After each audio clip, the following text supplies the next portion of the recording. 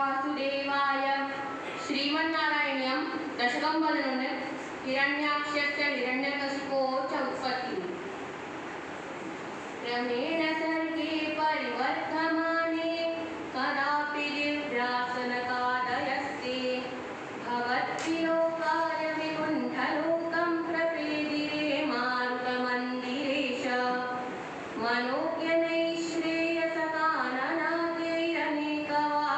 मनोज्ञनैश्रेयसकाननादैरनेकवाक्यमणिमन्दिरैश्च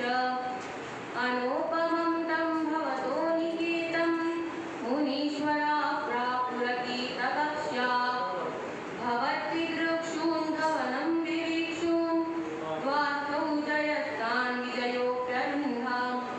तेषां च चित्ते पदमापकोपः सर्वं भवत्प्रेरणयैव भूमन् वैकुण्ठलोकानुचितप्रतिष्ठौ कष्टौ युवां दैत्यगतिं भजेतम् इति प्रशप्तौ भवदाश्रयौ तौ हरिस्मृतिनोत्वितिने मधुस्तान् तदेतदाप्याय भवानवाप्तस्तहैव लक्ष्म्यापतिरं पुराक्ष खगेश्वरां कार्तिकचारुबाहुरानन्दयं तानतिराममूर्त्या प्रकाशकीर्तिस्तुवतो मुनीन्द्राननन्यनाथावतपार्षदौ तौ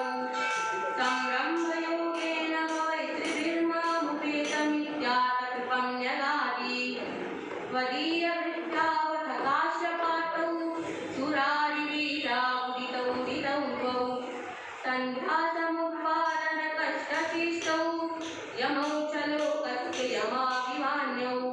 हिरण्यपूर्वकशिपुः किलैकः परो हिरण्याक्ष इति प्रतीतः उभौ भवन्नाकमशेषलोकं रुषाण्यरुन्धामि जवासनान्धौ तयोर्हिरण्याक्षमहासुरेन्द्रो रणाय धावन्नरवाप्तवैरी भवत्प्रियां सलिले निमज्य चचार गर्भाभिनदन् कलावान्